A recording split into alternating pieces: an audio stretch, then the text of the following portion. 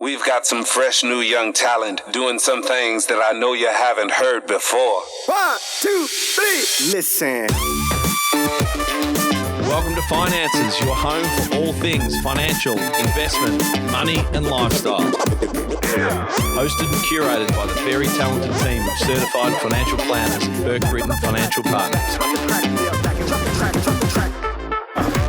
Today we're going to spend a little bit of time talking about Geelong Youth Engagement. For those people out there that haven't heard about Geelong Youth Engagement, to be honest, I think I maybe said on a couple of my recent podcasts, our guests, where we have been supporting and promoting some local charities and local organisations. I think it's quite difficult in the philanthropic space to get noticed. I'm not sure. We'll talk a little bit about this. And I had not heard about Geelong Youth Engagement until we were engaged with the two of you.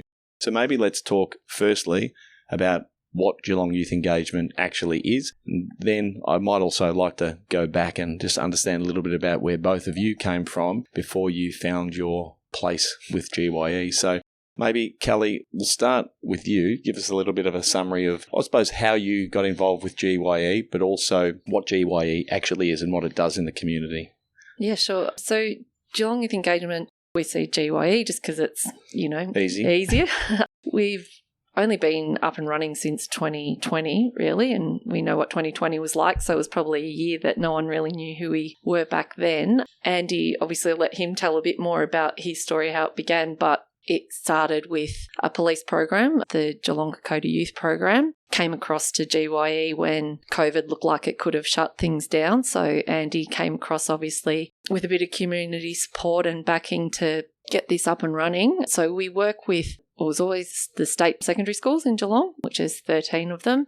And the Kokoda program's been running since 2013. So 10 years history there, which is great, but there was always one Kokoda program. Geelong Youth Engagement came on board to really expand on that, so helping more young people of Geelong. We sort of work with young people from 15 to 18 years age on average, mostly year 10, year 11 students who have got, facing some challenges in their life, which can be a variety. It could be things around anxiety, mental health issues, but also family violence, a criminal history themselves, potentially just school disengagement. We don't pigeonhole into any kind of challenge. So working really closely with the schools that nominate students on their behalf for our programs. And so, as we said, Kokoda is the flagship program, always will be, but we've definitely expanded, especially last year, being able to get up and running sort of to full capacity.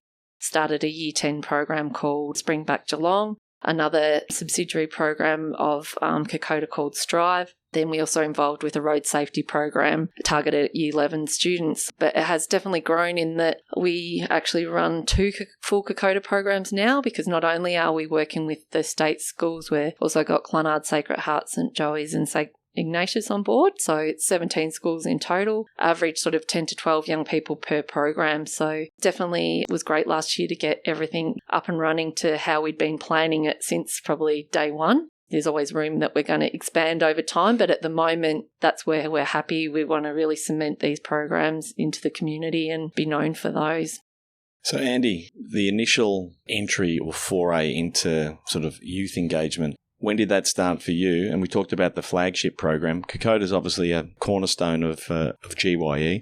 Yes. How was that founded, and what was your involvement from the beginning? Or where was the beginning? Well, the beginning dates back to about 2001 for me. As a result of a workplace injury with an unhappy customer, I had to find a different career, I suppose, within Vicpol. We are lucky we have 500 different jobs within Vicpol, anything from being detectives to riding horses and scuba diving and everything in between. So I actually found the youth sector. And from that point in time on, around 2001, 2002, I was able to start trying to build some youth programs and grow it from there. So in 2007, I was fortunate enough to be seconded to the education department, where I suppose learnt a lot more about the education aspect and working with at-risk young people. And from there on, about 2009, we created another program in Geelong called Operation New Start. Worked there for 3 or 4 years, where we actually built that into a sustainable model, which is still running today, which is a testament to the people running it today. Was that still part of the education department, or was it a separate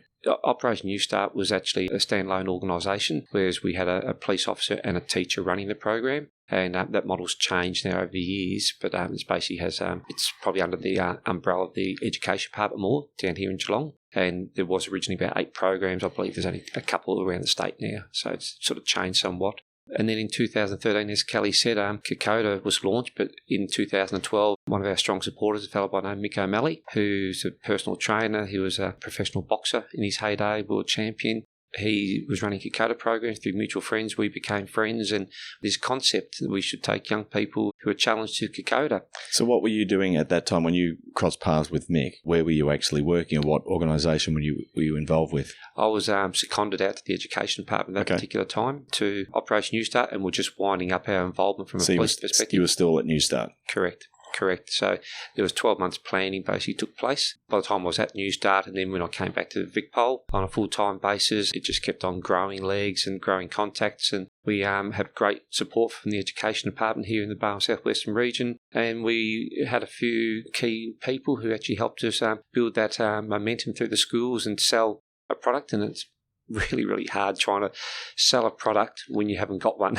You've got an idea, you've got a goal. So it was really challenging. And also then we had to take that to the community to fund it because it's not a cheap. So what were some of the biggest challenges? What did the program look like, I suppose, from a point of comparison, from where we are today to what it looked like initially? And what were some of the challenges that you faced in the beginning trying to get that program up and running? The biggest challenge is always financial. We had the concept, we had the idea, but then we had to go out and actually try to acquire money to be able to support our idea, our concept. So that was one of the challenges. 2, we had to sell it to the schools. Well, quite a few schools were on board, but they wanted more information. What do you mean you're taking our kids over to New Guinea? They lose sort of contact somewhat. So we had to sort of work through all the legal implications, what that actually could look like for the schools. And then we had to put a program together which wasn't going to really impact on the school. It would more impact on the young person's life, after hours, basically. And we managed to put that together. And that consisted of personal training, consisted of some barbecues and fundraising activities. Take them over to Kokoda, very challenging. It's a new world for us, even though Mick O'Malley had walked the track many, many times and a very well-experienced man. He's an Encyclopedia Britannica with his history and war knowledge, which is important for us as well. But it was still foreign territory for, I think there was 3 police who went, some AMBOs, many other community groups and businesses jumped on board. So it was foreign. So we were all just doing a lot of learning, I suppose. And then if you fast forward to where we are now, we obviously are at comfort. We know the track. We know the procedures over there. We know the challenges over there in New Guinea. And our goal was to be able to get the program, I suppose, cemented into the community. So it's just something that happens every year for the young people. So we've got to that stage, and now, pardon me, it's all about the growth now. So it might seem self-evident to some, maybe those that have been involved on some of the treks, but what was the original concept of taking young people that maybe are in challenging situations and putting them through something like the Kokoda Trail? What was the thought process? What did you think that would provide kids? Well, from the outset, I'll just put out, it wasn't a leadership program. VicPol is not there to run leadership programs. We have education departments and many other organisations that can do that effectively. From a police perspective, we're trying to reconnect with young people. The kids who are on the edge, the kids who are challenged, whether it be, like Kelly mentioned, there could be family violence or drugs, alcohol, what it may be, might be homelessness. They were disconnected from school. Those young people who maybe have a dislike for police. And in turn, we want to make sure that we could actually try to build those barriers and build those bridges to be able to get that respect for the police, and also to try to reconnect them back into schools, into employment, into their families, in order to give them a better head start in life. And from that perspective as well, something which is immeasurable is that ripple effect. So if we can get those kids on track, how many other lives do we affect? The families, their siblings, their schools, their peer groups. So that was part of the mentality, to help victims of crime, just to reconnect those young people with a good role model. So I suppose if you describe what Geelong Kokoda Youth Program is, it's a massive mentoring program, and that's where Geelong Youth Engagement just takes that to a new level, basically. Has the focus changed from when it was originally established to where we are today? Has the focus, or what you've seen the benefits are, or any unintended consequences or benefits of the program, have you seen it evolve, or are you still seeing, I suppose, the same initial concept running true over the course of the last decade? The focus hasn't changed at all. Our ambitions were at the start and our goals are still exactly the same today. We have a good model. It's not rocket science what we do.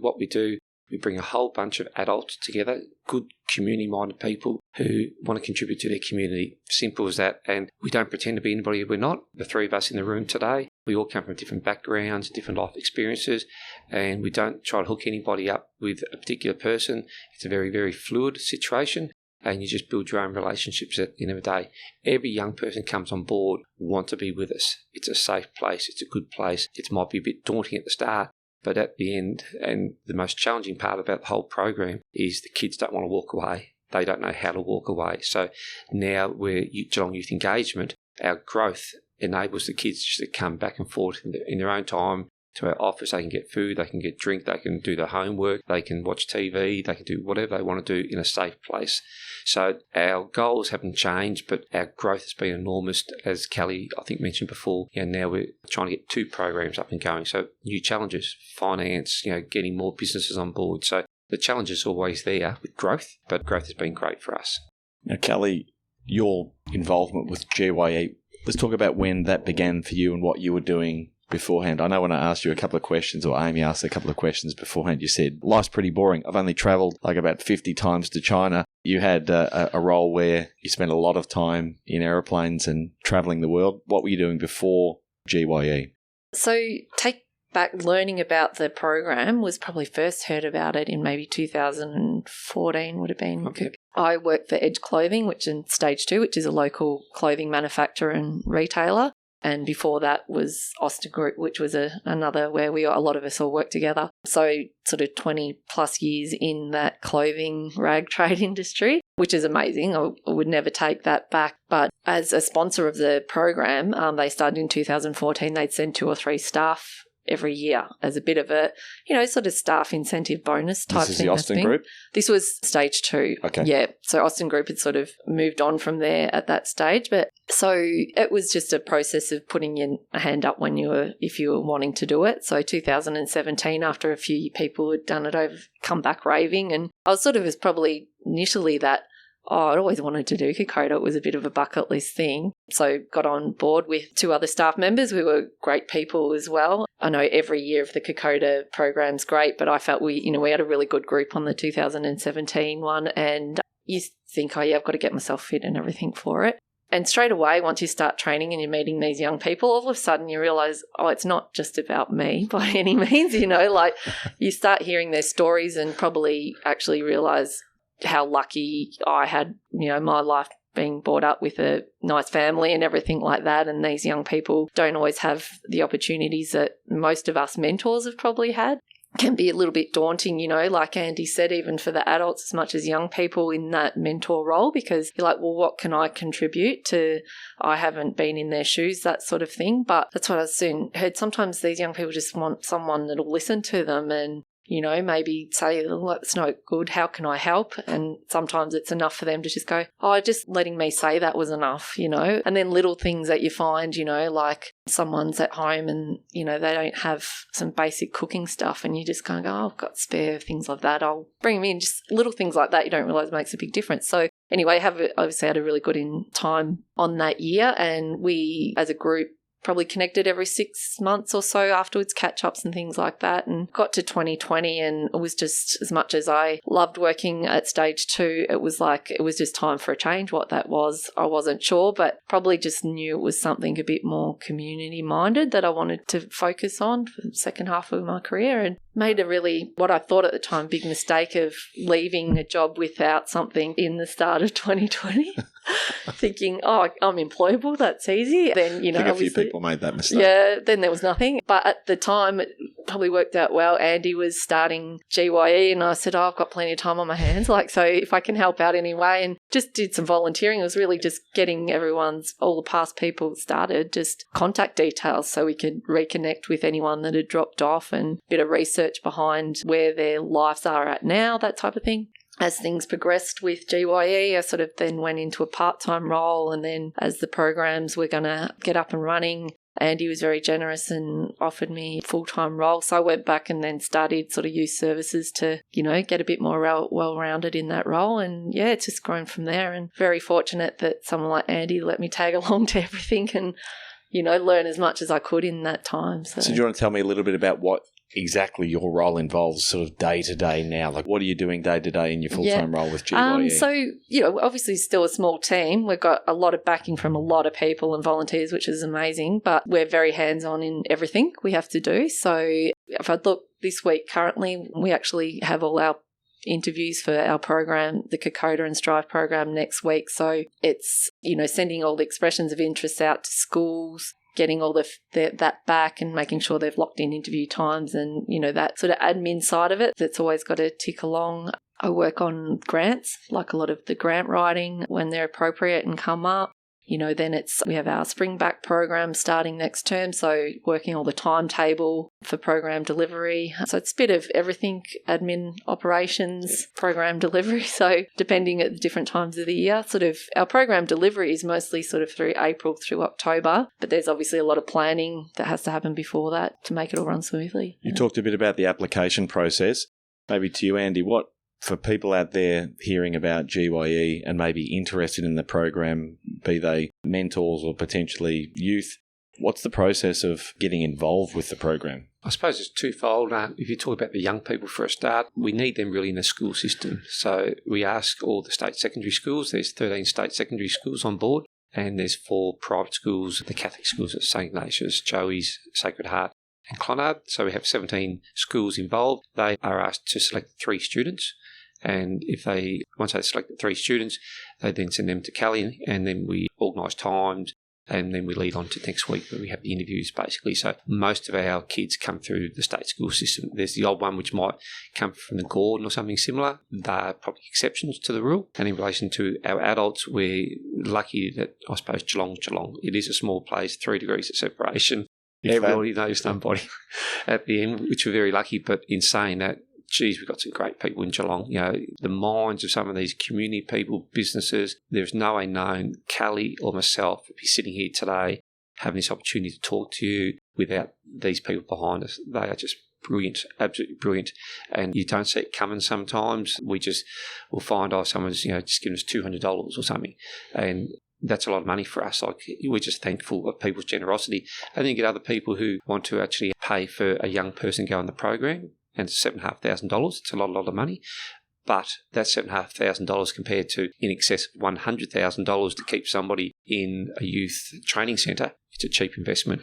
And especially our property success rate just loosely would be probably 90 to 95%. We put through 127 people over the last 10 years. So when you say the success rate, what do you mean?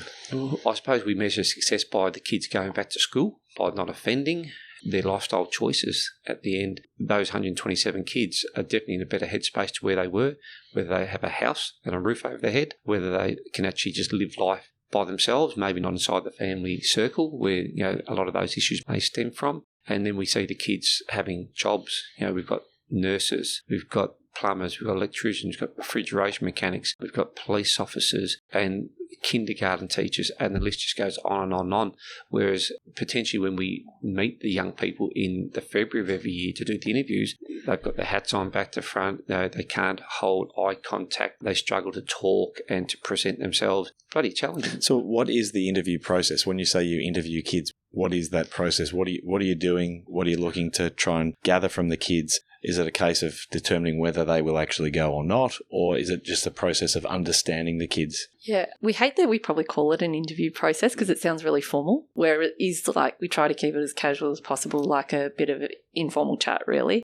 We have half an hour max with young people. Sort of next week we'll probably talk up to 50 young people over a week. So it's a lot to get through. So it starts with, usually there's a school representative in the room and a family member if it's appropriate. So we just try to make the surroundings as comfortable as possible for the young person, and we usually start off with the school sort of saying, tell us why you nominated this person. They might say, oh, look, they're a great kid, but having issues with, peers at school, making friendships, or, circumstances at home are a bit tough. And then if there's a family member, we'll sort of say the same thing, is what's home life like? I always go back to the young person kind of saying, does that sound about right? Usually they're all like, yeah, pretty accurate, that type of thing. Then we'll just go into a bit of like, well, what's school like for you at the moment? What's your challenges? What do you like about it? But we do get asked some pretty raw questions too. Like we really ask them about, have you got a history with drugs and alcohol and any issues with the police in the past? And for us, the more honest they are and open about, yes, I have, or I did, or we kind of say it's ticks for us because it means they're ready for a change if they're going to be open and honest about it. You can pretty easy read if someone's maybe not telling the truth in that situation. I'm tipping Andy's got a pretty good radar. Yeah. So then, then it's all about like if you were to get into the program, how vested you would be. And we always say at the end, there's either one question left or two questions left. And if any young people hear this in advance, they might get a bit of a head start. But we always finish, 1 to 10, how committed would you be if you got in? And if it's a 10, that's your last question. If it's a less than 10, it's like, why isn't it a 10? And a lot of the times if it's not, there's some really valid reasons why, they might say, oh, I'm just not confident in myself. Or do you find the kids are coming to those interviews, I know we don't like that terminology, are they feeling reluctant or are they kind of ready to go? Or is it a mixed bag? I think most of them are ready to go. I think we've worked with the schools long enough to know they know the type of young people that are going to benefit from a program. Like there's no point them asking a young person that they might feel is right for it, but is not in the headspace for it too. You've got to, it's a long commitment. So are the kids seeing other kids maybe from previous years having done the program and seeing the success? Yeah. Just maybe helping their motivation to say, I want to do this? I think so. And we always say to the schools, the schools will say, go and talk to whoever's in year 12 this year that did it last year. And they're always going to be a great advocate for it. So there's always still hesitations, like for sure. We always say, it is awkward at the start. No one knows each other. But that changes pretty quickly. You just got to get through those first couple of weeks of a program and they're pretty well invested after that. So, what are some of the common evolutions of kids over that period of time, Andy, from the time you meet them and you interview them to the time they finish the program? What are some of the things that you see, the common thread and in development of those kids that benefit from the program? The growth is just massive. Like as I mentioned a moment ago, the young people will probably struggle to look at you in the eye and have those conversations. That's very, very common. I suppose they are young. Half of them have never done an interview before for a job. So this is probably a bit of an opportunity for them to be able to take themselves outside that comfort zone. But like Kelly said, after a couple of weeks, they start to feel a bit more comfortable. And the adults are the same thing too. The adults come together. They don't know each other. And this is really awkward. Then we throw them in with a whole heap of young people they don't know. So it's definitely challenging for them. But with the young people, at the end of the Kokoda, I know you've done it, Jay, like you get to Owa's Corner to the finish line and you walk through minimum 96 kilometres of mud or rain or the hot weather. It takes a toll on you, especially when you're asking young people who may have some battles and some demons in their life. So it's very, very challenging. They get underneath the banner, the arches at the end, and the jubilation, the joy, the relief that they've done it, the pride they actually have of saying, I've walked one of the hardest tracks in the world. That can never be taken away from these young people, or the adults, as a matter of fact. And the resilience, and that's probably one of the real big things. It's not rocket science what we do. The kids love being with us. They learn lots of skills, but they get the resilience.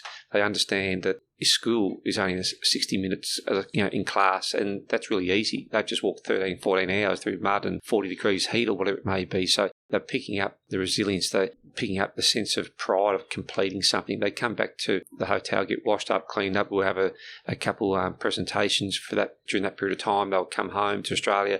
They'll share their experiences with their family, their friends. We have a really nice formal celebration at the end, and these kids stand, and when somebody's doing well because they glow. They just glow.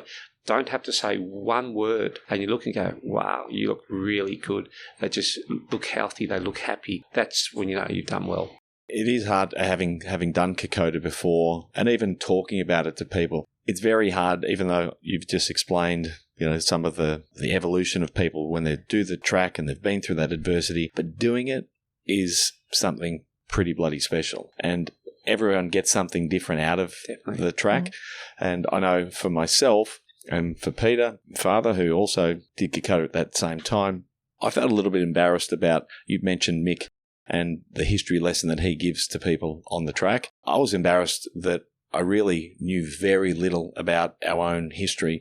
And as someone that thought I was fairly knowledgeable around what's happened in the past and in wartime, it was a lesson that I'll never forget. Like the adversity and being in challenging situations with a group of people that I hadn't known previously, that had its own benefits, but also the education, understanding what people have actually gone through and been through in the past was amazing. And it really does put into perspective some of the things in life. And I know that most people have a story. Most people have a story about a difficult or challenging situation they've been in. But when you're with a group of people and you hear stories about what's happened in the past to others, you realise that in nearly every instance, someone has done it tougher than you have at some point in their life. And I think that perspective building is also a really important part, not only for kids who have maybe had challenging upbringings, but for adults like myself and everyone that has the opportunity to do the track. So can I just say, go for it. What we actually do, because the history component is very, very important. So we actually ask every young person and also the adult mentors who come on the program, and traditionally that'll be around 24, 25 people combined, but we actually ask them to research a soldier. So we'll give them a soldier, and before they go, they'll do their research, and it's not like, we have one or two sentences. We expect a couple of minutes presentation. So we'll get to a particular landmark, e.g. Surgeon's Rock or Ishiaraba, where there was a bloody battle back in 1942, and whoever researched that soldier or that location would then present to the whole group to make it very, very real and to, I suppose, share with the group, the significance, because the education changes over the years and the content. I don't know where it stands with history at the moment, but like Kokoda and Papua New Guinea, that war in 1942 was very significant for Australia. So it's something we can actually sort of bring home to the young people. And I probably should never say this on air in case anybody, potential sponsors or kids listen, but we actually do something really, really special in Ishiaraba. We actually have a service, which I probably would think that most people who track it will actually have a service. But at that service, we actually have already pre-made dog tags. And we actually present one dog tag at Ishiaraba, at the War Memorial there, and to represent what actually occurred at that location. And then once they successfully complete the program back at the hotel, we present them with their second dog tag. I would suggest that 99% of people out of the probably 230, 40 people who have done the program would today know exactly where their dog tags are. I talk to people off and on. My wife did it. She's got hers hanging on her bedside lamp. So many other people will say it's in the top left-hand corner of my drawer. I have it in the bathroom hanging on a shelf. Every day I go to clean my teeth. That's where it sits. Every person seems to remember where that is because it's so significant. And our young people who have challenges, I hear them talking. We actually ask them to do a journey, a diary or a journal with what's happened on the track. And when times get tough, that journal or those dog tags are paramount for them to get that resilience and to be able to bounce back. Having done the track 10 times and Kelly twice, are there any memorable moments that stand out? Again, you don't need to share everyone's individual names, but are there any moments or events that really stood out in both of your treks? Let's maybe start with you, Kelly. Yeah, like I said, every trek's different. I think one of the things to try and keep it a bit fun and things like that is on one of the days everyone gets a nickname. Yeah. And it's usually come about by something that's happened on the trek or the training leading up. And this year was one young boy at the start. I don't think he loved his name, but he learned to embrace it. Had the sanitary conditions aren't always great on the trek. Yes, I'd agree with that. Yeah, and one young boy, he wasn't feeling great in the tummy, and we're in a group, and he's gone off the side of the track, and he's like, I've got to get, we're not far from Cargi, heading into Cargi. We're a couple of Ks out. We're waiting for him because he's off the track and he's come out. He's got his shoes and socks off. He's pack on. I'm like, put your shoes on. I can't like this. And anyway, he's just, I've got to go. And even no one's ever allowed past the front tracker, the porter. And next thing, I think you'd taken some people earlier and were already in the village, and we just see this one lonely figure running like, you're day 6 or something, and everyone's exhausted, but he found the energy to just run to the village to where there was a proper bathroom that he could use. So we were just watching this dot head up the hill, and you from the other end saying, why are you here on your own? You're never supposed to be on your own. And so I got permission. When you got to go, you got to go. He just bolted. And so obviously he got the nickname Squirt, which he didn't really love at first, but he really learnt to embrace it. And, there's lots of little stories like that's one of a lot of the days are tough, I think, but you go into a new day and you forgot how hard yesterday was physically, I think. It's like a new day, and you remember all those good times that happened, I think, and put the hard trekking behind you. And I remember going back last time even thinking, I don't remember this part being hard from last time, but it's because you block out all those hard bits and you come back. No one comes back usually and is like, it was awful experience. Like, yes, it was tough, but they're always glowing and talking about all the good times they had. And I think that's what's so good about it. I think that growth through adversity too, and you're realising what you're actually capable of is an exceptional learning or something you really gain from doing Kokoda. Yeah. And on giving people nicknames, that jovial shit hanging that happens in a group is I think it's just such a great thing about being in a group of people and learning people's idiosyncrasies and learning to be challenged and not necessarily agree with everyone. Yep. That's part of life. And I think that is another great aspect of what you guys are doing. I'm sure you see that very regularly on the track. Now, Andy, you've done 10 treks. Have you got any memorable moments? I suppose there's probably many, and I suppose some of the beautiful memories for me is when you walk into a village and you have the local choir who sing to you to welcome you. Like, I think it brings most people to tears and makes you feel really humbled in life. These people have very little compared to what we have, and they just are so kind and so appreciative of you coming in and maybe spending a little bit of money to buy some fruit off them or spend time to share experiences. And experiences could be like kicking the football with the kids, or a lot of the ladies might bring nail polish and polish the ladies' nails, but then you find the men in the village want their nails polished as well. And it's just fun, full stop. And we're lucky we walk with a group of, say, 25 young people, adults. We have about 30 porters per track, and getting to know the porters and their life. Their language skills or their English is poor, but it doesn't stop the communication. They're very inquisitive of us. They are very thankful that we actually support them, because when you're a porter over there, you're very, very well respected. It's equivalent to being like a teacher over there. So from a pecking order, you're very, very high up the list. So it's great to be able to support them, support their families by throwing a bit of money their way, but at the same time, reverting back to the program, when we have these young people who are challenged for whatever particular reason, when you're on the track, everything changes. They don't have mobile phones. They don't have any electronics. They just are with us. For 24 hours a day, they walk with us. They talk with us. We camp together. We do everything together. And when you see the light bulb moment of a young person changing after so many years of adversity or whatever, it's just such a proud moment. And it's, like I mentioned before, you can tell when somebody's doing well because they actually glow. And we see the young people, they're struggling and it's very daunting, and it's bloody hard work the first few days of the track, more for a mindset rather than the physical. The physical stuff is there the whole time, but it's about trying to get your mental toughness in. And the first hill, or the first part of the track from Kokoda to Dunedin, it's a 3.5 hour walk. There's only one hill, which is about 45 minutes to walk it. And when you get that hill, 45 minutes, or probably about an hour and a half, 2 hours through the first part of your expedition, it'll be the hardest hill you do. But it's the easiest hill. It's just your mental toughness, and it really scares people. So once people get focused and get over that, they can start sort of moving forward. But as we go along the track and you see people changing their thoughts on life and how they're actually dealing with the challenges of the mental, physical, emotional challenge that we're presenting to them in Kokoda, it's amazing. And they come off the track as new people. So that's probably one of the big ones for me. Like, the people are wonderful, lovely, but when you see the change in the young person, it's just like, money can't buy that. I actually remember that first hill very well. I'm not sure, is Mudman and Basil still doing some of the porter work? Correct. I remember Basil someone had broken their thongs and we were going to throw them away, and Basil said, I'll have them. So he had bare feet originally, and so Basil's one of the porters that was on our trek.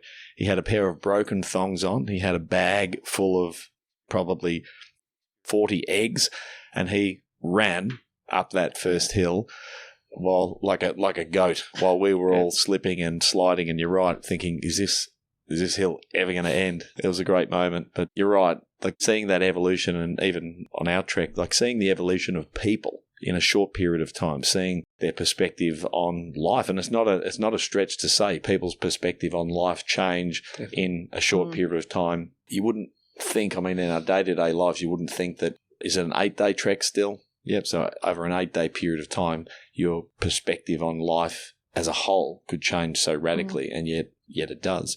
Very special. It is. Now, we've talked a lot about the trip. Let's talk a little bit more about functionally with GYE, your challenges and the opportunities to raise funding, and also what you're looking to do over the course of the next, let's say, couple of years. So where are the opportunities for people to get involved? How do they get involved? And what is going to make the biggest impact for GYE in terms of support?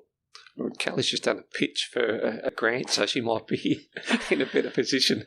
Like I said, we are very lucky, and Geelong's such a giving place, for the amount of people that support us already, financially and in kind and volunteering. We're very lucky in all those aspects, but obviously as a growing organisation, funds become more important because we need to just cover the basics of a trek, overseas trip. Can you give some context to what a trip costs? Maybe Yes. per kid, per member? Yeah, well, per person, whether it's a young person or a mentor on board, it's $7,500 per person. So in that, it covers, it's obviously your trekking costs and accommodation and flights and things like that, but it's also the 20 weeks of personal training that we lead up to it, all your clothing, food, equipment. So we really, for the young people involved in our programs, there's zero cost. The only thing we ask them to really get on their own is a passport, and sometimes there's challenges there, so we'll always help them out if need be. But we then get the schools make a small contribution, but we don't put a lot of focus on that schools have to fund a large part of that. So mostly then all that extra money is coming from sponsorship and community groups or grants. So as much as we try, we haven't had any government funding at this point, which is so, when we're doing 2 treks and that's 45 odd people, that's a lot of money to source every year. So at the moment it's two treks a year. Yep. Is there, if you could do more, would you do more, or is 2 kind of the cap? On the bucket list, on the radar, probably 3 or 4 years' time. Like we've had one going for 10 years, which is pretty much embedded into the community. And the second one, this is the first time we've had to raise new money, I suppose, for such a long period of time, which is quite substantial when you're talking about another 20-odd people coming on the program. But once we get that cemented in, Kokoda is our flagship program, so we'll look at other opportunities that might be using football clubs, netball clubs, soccer clubs as a different medium. So definitely like to do that. That is our flagship program, but the other programs are very important to us as well. Okay. So with a lot of, like where I was from, like Edge Clothing, the way they support is they will send, say, 2 staff, but they also then will cover the cost of 2 young people to come on board. So that's a lot of that mentorship comes from a business getting on board to cover a staff member and then a student. So that's how we get a lot of our costs from a program delivery. But, we also get a lot of support from the Rotary groups that are out there at their barbecues every week, or the book fairs and things like that will quite often cover the cost of a young person to be involved as well. They're our main probably sources of funding. Yeah, we've been very lucky, and again this week just to get a lot of support from the Anthony Costa Foundation, who have just secured again wages for the 2 of us, which is a big expense for the next 4 years, which really embeds us and gives us that security of going forward, knowing, hey, we're here. And that's been the goal the whole time, long term. We don't want to just start something that we can't continue. Obviously, then we have other programs that like this Spring Back Geelong, which is focused at Year 10 students. So we're trying to, alleviate the amount of young people that maybe need us in Year 11 by supporting, younger people as well. So can you just, maybe just a little digression, Yep. Can you talk a little bit about the Spring Back program, what exactly that involves? Sure. Well, it was a pilot program last year, and we got a lot of support from the schools, and we'll be back running this year. It's only a group of 10 young people from all different schools, again in Geelong, Year 10. I don't know if everyone remembers back to Year 10, but it's Year 9, Year 10 is a really tough time at school. You're not the young people. You're not the last couple of years where you've got to focus.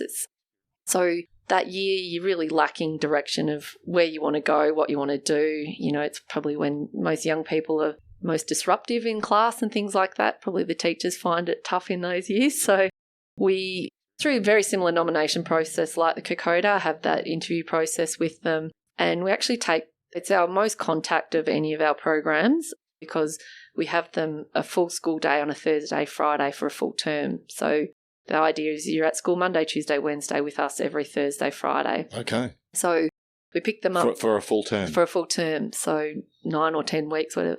And we pick them up from the Geelong train station every Thursday and Friday morning. Sometimes we're in our office space learning, education stuff. We might have like G-Force come on board talking to us about how to, that age we're looking for part-time work, how to put a resume together, all that type of thing. Do a bit of training also around, drug and alcohol awareness and how the legal system works. But mostly we're out with them. So we visit a lot of different local businesses. We've been out to wineries. We've been to like clothing places, warehousing, just to see what kind of jobs are in our community that might get them to think about the future. A few sessions at the Gordon TAFE. We have a hospitality day, so they go do a couple of hours with the hospitality team there, but then we've gone down to the pier to sort of see what's involved in events and running a restaurant. And then also we go out and do some sort of fun activities, but maybe pushing people's limits a little bit, like to get them out of their comfort zone, like surfing, because somebody who's maybe body conscious doesn't like to get in a wetsuit in the water, but once they get out there and have a go, they, that fear sort of overcomes. The yacht club have been really supportive. We take them out sailing for a day. We go up to Melbourne, very fortunate. Peter Hitchen has spent a couple of hours in the Channel 9 newsroom and we went to Marvel Stadium to see, what jobs go behind the scene at a footy game. It's really just to open up their eyes a little bit as to what's out there and also challenge them on those reasons why they're with us, whether it's behavioural or things like that. So, how has the program been received? Good. We started off with a couple of smaller groups, like anything. It's like going a little bit back to day one of Kokoda, but at least we have a bit more history. The schools know us through the other programs. So I think we had 8 and sort of 7 for last year in the groups, but because we ran it over 2 terms. But already this year, when we're sending the nominations out for Kokoda, they're like, when's the Springback nominations happening? I've got kids lined up. So yeah, really well received. And yeah, I think, like it's new and we did really well last year and we probably trial and error on some of the activities. And I think we're really refining. It's going to keep refining as to what activities and things that the young people get the most benefit out of. But again, had really good results of kids coming back and being more focused and some have, even decided that, school's not always, the right setting for them, but have gone out and got, I'm finishing year 10, but then I've got apprenticeships going into this year in the fields that they're wanting to. So yeah, really excited about that. What other avenues, Andy, can people get involved? So what other avenues or through which avenues can people get involved, either through sponsorship or corporate partnerships or volunteers? Where is your greatest need? I know we talked about money, and I think we should continue down that path because you can't operate as a benevolent society with no income coming in. So what else can people do to support? Money's obviously the strong factor with everything that you talk about, I suppose, influencing our decisions of what we can and can't do. But I suppose we're starting to run events now. We've seen that it's an opportunity to be able to self-fund what we do. And we're really, I suppose, very focused on trying to look after ourselves without having to put a hand out the whole time. So if we can put on some fun events that people actually would like to go to, what they're actually doing is obviously helping us. So what events have you run to date and what have you got coming up? So we're doing some golf days, which I don't play golf myself, but I'm just absolutely flabbergasted to how many people want to play golf and their interest. It doesn't matter what day of the week they want to play golf. So it's a good thing. So the golf days have been really good to us, and in turn we want to try to take that to the next level.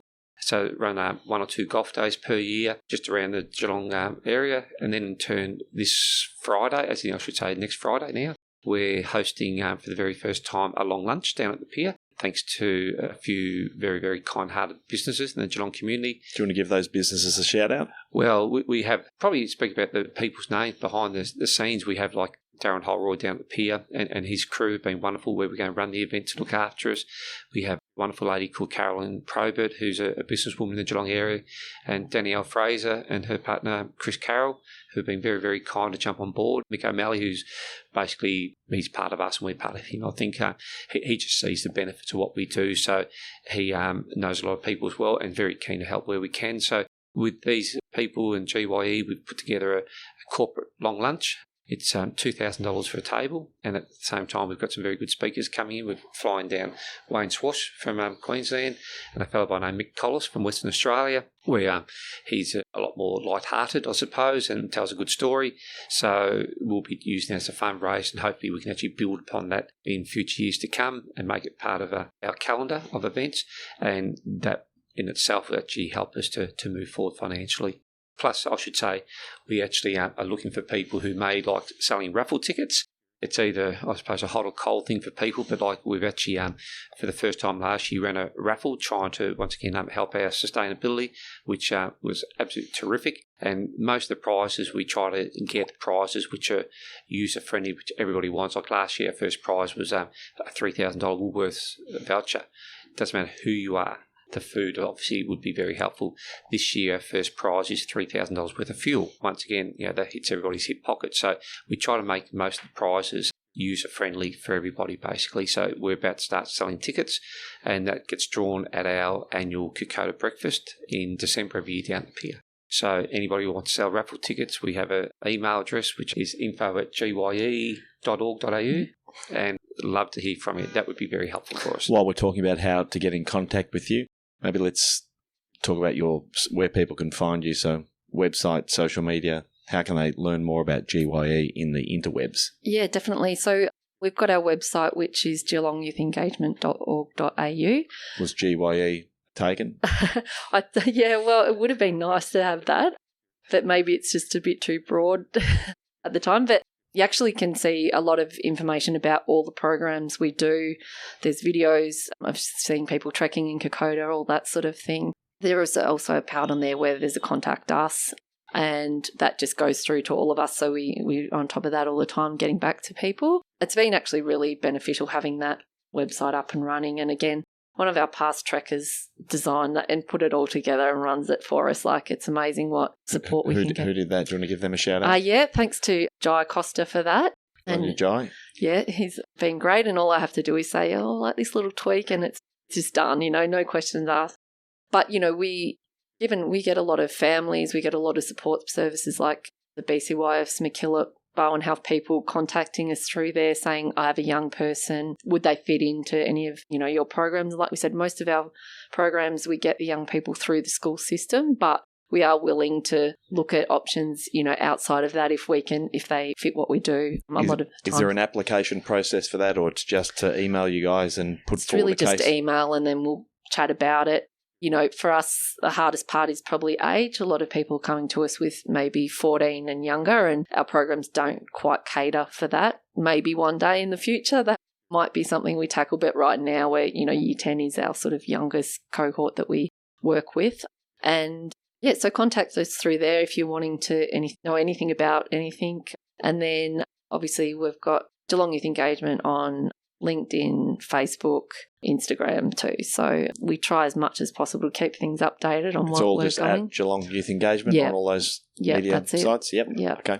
What about donating? Is there ability for people to jump on the website and donate yet? Yeah, there's a donate page as well on there. We've got PayPal option on there as well, but we also have the option if just sort of expression of interest, we'll get back to you. And, we just like to know, make it a bit personable. If someone wants to donate to us, we'd like to be able to give them opportunity to let them know where that money's going to. And a big focus for us is that we do really want to become self-sufficient with our wages and operating costs, and that's what a lot of these events help us. So when someone donates to us, it really is going into program delivery. And I know everyone has that operating side behind it that we've got to cover, but if we can say that, 90% is going into program delivery and specifically on the focus of the young people, it goes a long way too. It's brilliant. Yeah. We've been chatting for nearly an hour, a little bit over an hour now. We've covered off on the program. We've covered off on Kokoda, Springback, how people can get involved, how people can donate. Is there anything we haven't covered off on that you would have really liked to talk about? Any comments or requests to the listeners? Anything else at all before we wrap this up? I'll probably throw back to Callie just to get her just expand on this, but Callie worked out recently how many hours we've had with volunteers this year. And I think that needs a shout out because Geelong is just one of these places I've been involved in community events for years and years and years. And Geelong is just exceptional for how many people volunteer. And Callie told me the hours, and it's mind-boggling. So can I just ask you to... Yeah, we worked out that throughout last year, and excluding the trek time, because we actually had 2 police pass volunteers come and do the trek, so which is ridiculous amounts of hours, but excluding that, we had 880 hours worth of volunteer time over the year from people. 880 hours? Yep. And one program, the Springback one that we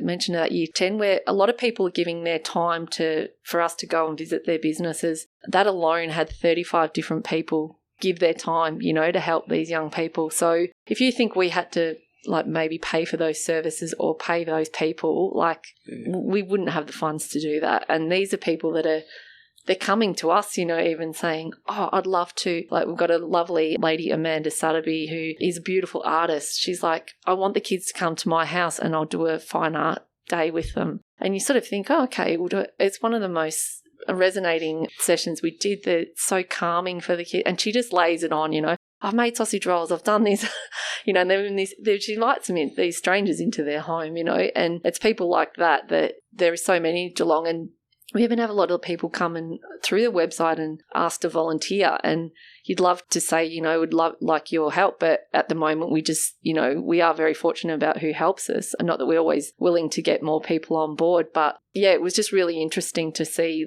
how many of the people, and that's coming from past young people too that are jumping on board and doing things. So many of our past mentors want to come and help out at barbecues or anything. Like when we have the golf days, we never have to put the shout out, can anyone help run the barbecue on the day or sell raffle tickets? It's just what date is it? I'm in. And that's probably, until I was in this kind of industry, didn't realise how lucky we are to have people in Geelong that are so giving. Maybe just on the mentors and anyone volunteering to be part of the program, you interview the mentors as well. How does that work for anyone who's actually wanting to get involved? Normally, the businesses will do their own interview process and selection process, and then they'll say, listen, we've got whoever that person may be, we'll get them to do a small fitness test, and it's not a pass or fail. It's more the point, we just want to demonstrate to them that this is probably the level that you need to be at. I'm laughing because I'm thinking about Peter, the conversation we had just before we started about whether or not Peter would pass the fitness test. He'd probably fudge the fitness test so he would pass, and then he might struggle. No, he probably wouldn't. Sorry, Peter, I know you're listening, but he would make it for sure. But is there anything else at all, Andy, that you wanted to touch on? Any other requests to our listeners or any other comments about GYE? Not particularly. Thanks very much just for the opportunity for having Kelly and I here today. It's terrific to be able to get this out to a wider reach of the community. That's what we're about. We're just about promoting ourselves. Then people can make their own choices if they think it's a fit for them or something they'd like to get involved in. And obviously, Jay, thanks to you and your kindness, Burke Brittain. That's been terrific for us. No relationship there either, I don't think, unless you're related to Bruce Brittain and Mark Brittain, who previously were part of this business. No, different spelling. So I'm not too sure much about my history from that perspective, but I don't think we're related. Okay. Still with Burke Brittain, I'd like to thank you guys. You guys, since we've been fortunate enough to meet, probably over the last 18 months, 2 years, we're here today. I can see the relationship building, so we're very, very... Just on that, where was the original connection between Burke Brittain and yourself? I believe you came to one of our events. Did you come to a golf day? It might have been... Peter probably did. I can't play golf to save myself, Andy. I think it was through... Maybe Luke Massey? Luke Massey, Okay. Because talking about the video sort of things, and I think he was supporting another group, and we just had a chat to them about how to get involved with grants and things like that, and then he was like, I think you should talk to you guys, and yeah, shout out to Luke Massey, Boom Jellyfish. Luke does a lot of media work for us. He's doing a bit of work with the podcast and editing, and has been a super contributor to lots of community groups and areas. He's a gentleman that gives back significantly, so shout out to Luke. It's been great to have you both on our little podcast this morning. I've really enjoyed learning a little bit more about GYE, hearing some of your experiences, and look forward to our listeners hearing this and getting involved where they possibly can. So, Kelly and Andy, thank you so much. Thank you very much. Appreciate your time. We hope you enjoyed today's episode. If you're keen to understand more about how financial advice could benefit you, follow us on Instagram, Facebook, and Twitter at Burke Brittain FP, or Google Burke Brittain Financial Partners. Check out our client reviews, testimonials, and make a time to meet one of our certified financial planners by clicking Book Now on our website. Thanks for listening.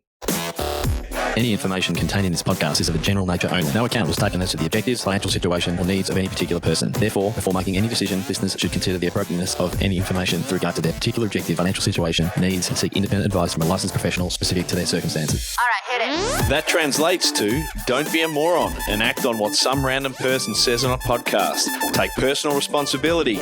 Do your homework. Ask questions and speak to an actual human that knows what they're talking about before you do anything. PB Financial Solutions Proprietary Limited, trading as Burke, Brittain Financial Partners, are authorised representatives of AMP Financial Planning Limited, AFS, licence number 232706.